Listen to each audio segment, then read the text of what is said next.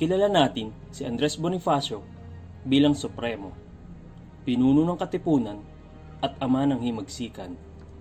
Ngunit sa likod ng mga titulong ito ay isang masalimuot na tadhana, isang trahedya. Si Bonifacio ay kasapi ng La Liga Filipina na itinatag ni Jose Rizal na may layuning isulong ang reforma sa pamahalang Espanyol. Ngunit nabuwag ang La Liga Filipina nang maaresto at ipatapon sa dapitan si Rizal. Matapos nito ay tinatag ni Bonifacio at ilan pang mga kasamahan sa La Liga Filipina ang Organisasyong Katipunan o KKK na naglalayong palayahin ng bansa sa armadong pamamaraan. Sa sandaling panahon ay tumaas ang bilang ng kanilang mga kasapi. Matapos madiskubre ng mga Espanyol ang Katipunan ay nagsimula ang revolusyon sa tinaguriang Sigaw ng Pugad-Lawin noong August 23, 1896. Nagsimula ang mga labanan sa Maynila sa pangunguna ni Bonifacio. Ngunit nabigo ang mga ito at napilitan munang umatras. August 30, 1896 na magsimula na rin ang revolusyon sa mga karatig na bayan. Isa sa mga pinakamatagumpay na kampanya kontra sa mga Espanyol ay sa probinsya ng Cavite, sa pamumuno ng kasalukuyang alkalde ng Kawit na si Emilio Aguinaldo. Ngunit, sa kasagsagan ng mga tagumpay na ito, ay may tensyon na palang nagaganap sa pagitan ng dalawang paksyon ng Katipunan sa Cavite. Ang magdiwang sa pamumuno ng tiyuhin ni Bonifacio na si Mariano Alvarez at ng Magdalo sa pamumuno naman ng pinsan ni Emilio Aguinaldo na si Baldomero Aguinaldo. Dahil dito, ay inimbitahan ni Mariano Alvarez si Bonifacio upang mamagitan sa gusot na ito. Pinaunlakan naman ni Bonifacio ang imbitasyong ito at dumating sa Cavite kasama ang kanyang asawang si Gregoria de Jesus, ang mga kapatid na sina Procopio at Siriaco, ang kanyang sekretarya na si Emilio Jacinto at iba pang mga katipunero. Pagdating pa lamang ni Bonifacio ay di na naging maganda ang impresyon nito sa mga pinuno ng Magdalo. Ayon sa mga tala ni Aguinaldo, nang dumating si Bonifacio ay umaasta umano itong hari. Pero bago pa man ito ay mayroon ng mga sisihan sa pagitan ni Bonifacio at mga taga-Cavite. Natalo ang hukbo ni Bonifacio sa labanan sa Maynila sapagkat hindi umano dumating ang dapat na suporta galing Cavite. Dahilan naman ng mga taga-Cavite ay wala umano silang nakitang pagpapailaw sa luneta na magiging hudyat ng paglusob nila. Noong December 31, 1896, isang araw matapos barilin si Rizal sa Bagong Bayan, ay nagkaroon ng pagpupulong sa pagitan ng Magdalo at Magdiwang sa bayan ng Imus upang pag-usapan ang nagkakagulong liderato sa pagitan ng dalawang paksyon. Nais ng mga miyembro ng Magdalo na palitan na ang Katipunan at bumuo ng isang pamahalaang panghimagsikan. Ngunit ang mga Magdiwang ay kinikilala ang Katipunan bilang isang pamahalaan sapagkat ito naman ay organisado, may konseho at may mga batas na sinusunod. Lalong uminit ang tensyon sa pagitan ng dalawang panig. At noong March 22, 1897 ay ginanap ang Tejeros Convention sa Tejeros, San Francisco de Malabon sa Cavite. Ang dapat na pagpupulong ay nauwi sa isang eleksyon na may layuning maghalal ng isang pangulo at mga gabinete para sa bagong pamahalaang kikilalanin ng lahat. Bago ang formal na botohan, ay nagbabala kay Bonifacio ang kaibigang si Daniel Mojica na mayroon na umanong mga pangalang nakasulat sa mga papel na gagamitin sa botohan. Ngunit binaliwala ito ni Bonifacio at ipinagpatuloy ang eleksyon at siya mismo ang nangasiwa dito kasama ng isa pang miyembro ng Magdiwang na si Artemio Ricarte. Bago magsimula ay sinabi nito na kung anuman ang magiging resulta ay dapat kilalanin at igalang ng lahat. Nagsimula ang botohan at naihalal na pangulo si Emilio Aguinaldo laban sa mga kapwa nominado na sina Andres Bonifacio at Mariano Trias. Sa mga oras na iyon ay wala si Aguinaldo sa pagpupulong sapagkat abala ito sa pagdepensa sa Pasong Santol.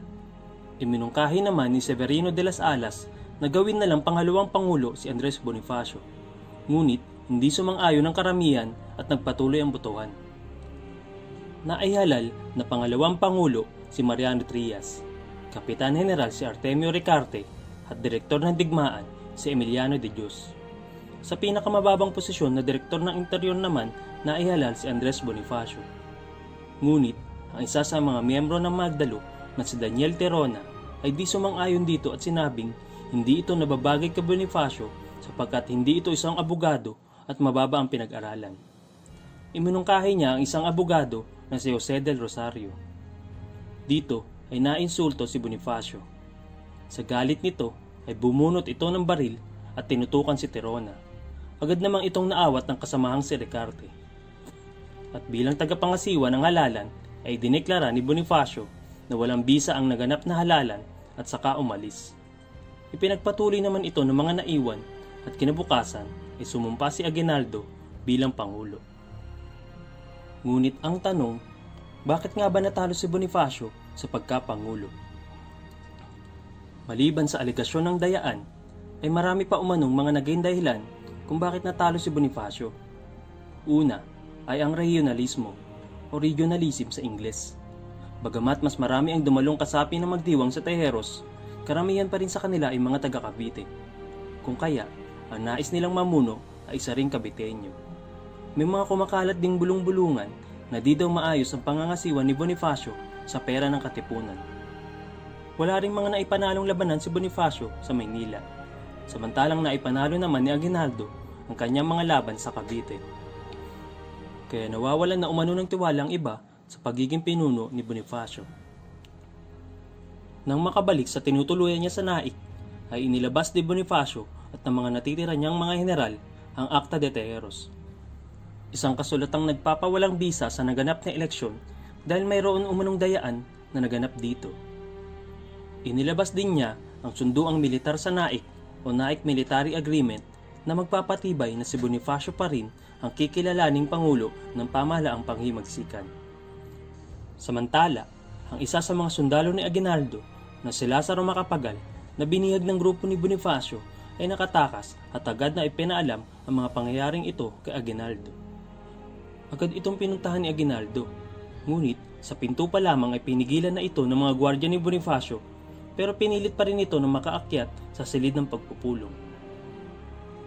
Nang sumilip siya sa pinto, ay narinig niya ang mga salitang isusuko ng General Emilio Aguinaldo ang lahat ng tropa ng himagsikan sa pagpasok ng Kastila dito sa naik.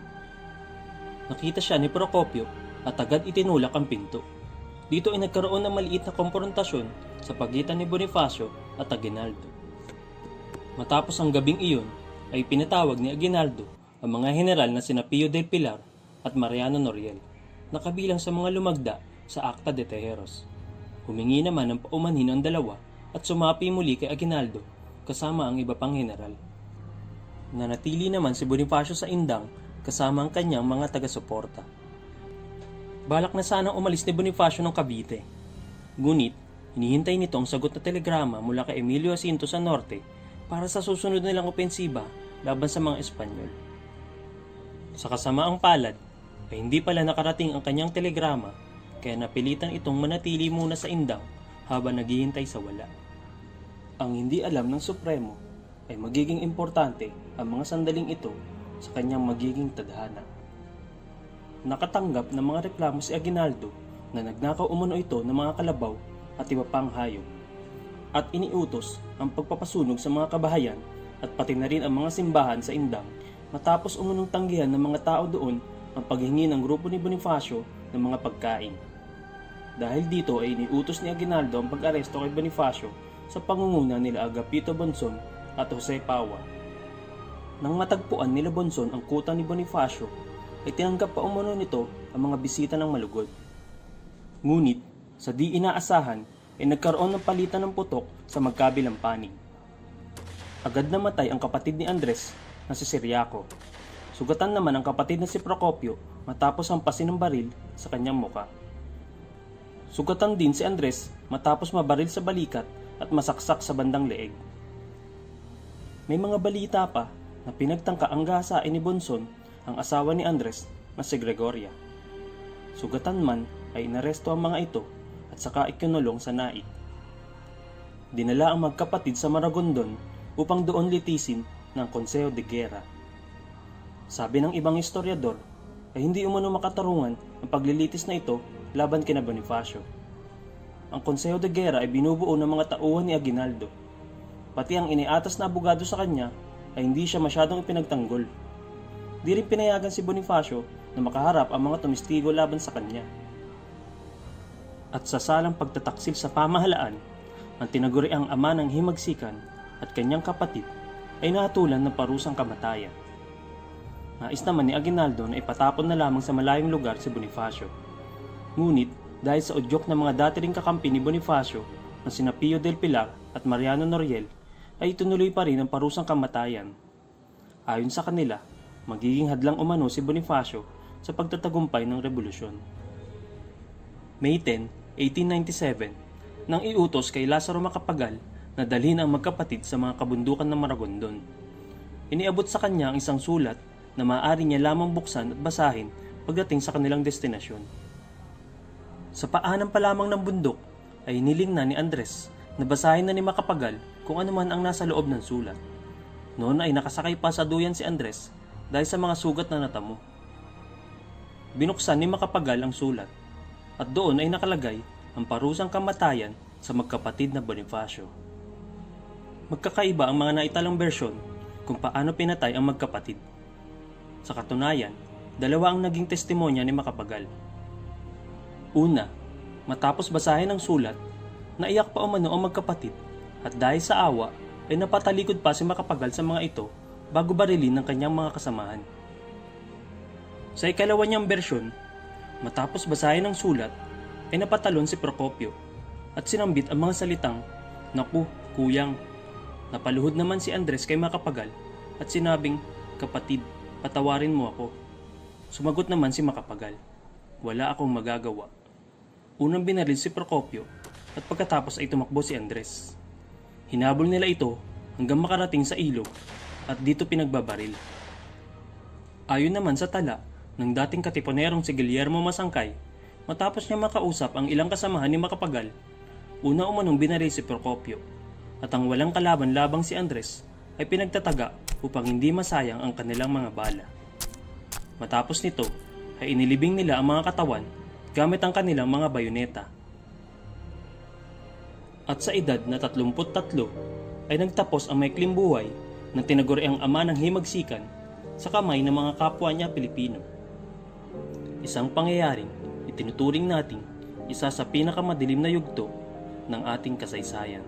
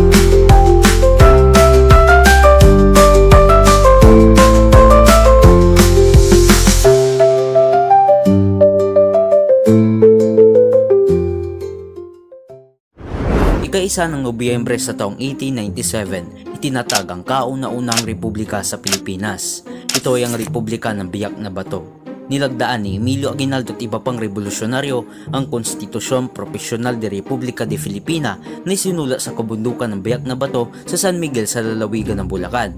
Nakasad rito sa saligang batas na pagpapatayo ng sariling Republikang Pilipino at paghihiwalay ng Pilipinas sa Espanya. Ngunit tila ito ay nabaliwala. Nagtagal lamang ito ng isang buwan dahil nabuwag ito ng isang kasunduan pangkapayapaan ng bansang Espanya sa mga kondisyon. Pero kung mababasa ang kasulatan sa kasunduan ng Biak na Bato, binenta raw ni Emilio Aguinaldo sa mga Espanyol ang Republika ng Biak na Bato sa halagang 800,000 piso. Anyari?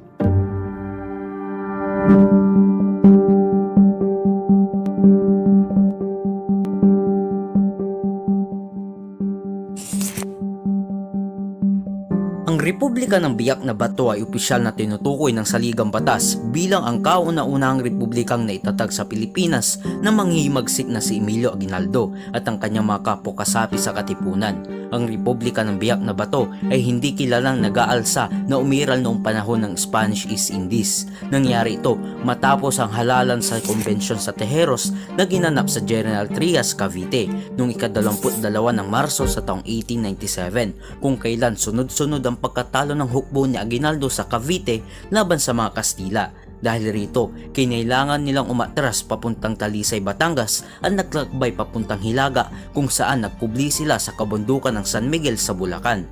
Napili nila ang lugar na ito dahil hindi madaling matunton ng kaaway. By the way, kung gusto mo malaman kung ano ang kaganapan sa Tejeros Convention na tinuring ang bilang kauna-unahang halala sa Pilipinas sa pagitan ng magdalo at magdiwang functions, mayroon tayong video para dyan. Iwan ko ang link ng video sa ibaba. Ang konstitusyon ng Republika ng Biak na Bato ay isinulat ni Felix Ferrer at Isabelo Artacho sa Biak na Bato sa San Miguel, Bulacan. Ngunit ito ay may pagkakahawig sa saligang batas ng Cuba, ang Konstitusyon de J. Maguayo. Magkahawig ang pagbabalangkas ng bawat salita dahil matatandaan sa panahon na iyon, ang bansang Cuba ay mayroon ring sariling revolusyon laban sa Kastila. Ang Biak na Bato ay nagbigay ito para sa paglikha ng isang kataas-taasang konseho na nilikha noong ika-1 ng Nobyembre sa taong 1897. Ang mga sumusunod bilang ang mga opisyal na nahalal: Emilio Aguinaldo bilang Pangulo, Mariano Trias bilang ikalawang Pangulo, Antonio Montenegro kalihim ng banyagang kapakanakan, Emiliano de Dios kalihim sa pandirigma, Isabelo Artacho kalihim sa panloob at Baldomero Aguinaldo kalihim sa panlalapi. Ngunit ang republika na ito ay nagtagal lamang ng isang buwan dahil naudlot ito ng isang kasunduang pangkapayapaan na nilagdaan ni Gobernador General Fernando Primo de Rivera ng Espanya. Ito ang tinatawag na Pact of Biak na Bato. Nakasad rito ang pagbabayad ng Espanya para sa pag-aareglo ng dalawang panig sa halagang 800,000 piso. Ngunit mayroong kondisyon ng Kastila rito. Una, ipapatigil daw ni Aguinaldo ang pakikipaglaban sa mga Kastila at mananahimik na lamang sa Hong Kong, at ang 400,000 piso rito ay mapupunta kay Aguinaldo. Pangalawa, 200,000 piso naman kapag ang bilang ng armas na naisuko ay lalagpas ng 700. Pangatlo, 200,000 piso kapag ipinahayag ang pangkalahatang amnestisya. Pang-apat, magbibigay raw ang Kastila ng karagdagang 900,000 piso sa mga danyos na naidulot ng gera sa mamamayang Pilipino. Sa suma total, 1.7 million pesos kapalit ng Republika ng Pilipinas. Agad naman sinunod ni Aguinaldo ang mungkahi ng Espanya. Pumunta si Aguinaldo sa Hong Kong at nakatanggap siya ng 400,000 piso. Ngunit habang nasa Hong Kong ang grupo ni Aguinaldo, nainis ang mga naiwan sa Pilipinas dahil wala raw silang natanggap na pera na pinangako ng Espanya. Dahil rito, nagtuloy-tuloy lang ang revolusyon ng Pilipino laban sa Kastila. Hindi binigay ng Kastila ang natitirang 200,000 piso dahil hindi tumigil ang mga revolusyonaryo sa pakikipaglaban sa Kastila. Pero habang nakikipaglaban ang mga revolusyonaryo na naiwan sa Pilipinas, ano kaya ang ginagawa ni Aguinaldo sa Hong Kong? Mayroon palang estratehiya si Aguinaldo upang mapatalsik ang Espanya. Bumili si Aguinaldo ng armas sa mga Amerikano upang gamitin ito laban sa Kastila. Noong ika-19 ng Marso sa taong 1898, bumalik si Aguinaldo sa Cavite at siya ay naglabas ng kautusan na sisimulan nila ulit ang Rebolusyong Pilipino laban sa mga Kastila sa tulong rin ng mga Amerikano. At sa 333 na pang-aalipin ng Espanya sa Pilipinas, napatalsik ni Ginoong Emilio Aguinaldo ang mga Kastila sa tulong na rin ng mga Amerikano. Ngunit ang buong akala ni Emilio Aguinaldo ay kakampi niya ang Amerika. Sa katunayan, ibinenta na pala ng Espanya ang Pilipinas sa Amerika sa halagang 27 milyong dolyar na kung saan nagugat sa Philippine-American War at tatalakayin natin yan sa ibang video. At iyan nga ang kaganapan ng tinatag ni Aguinaldo ang kauna-unahang republika sa Pilipinas, ang Republika ng Biak na Bato.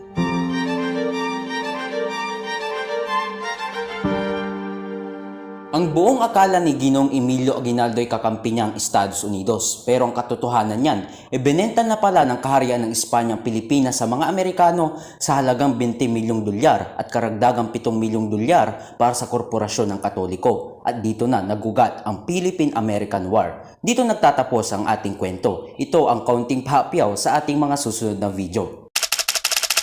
Maraming salamat sa suporta at panonood. Makita tayo ulit sa susunod.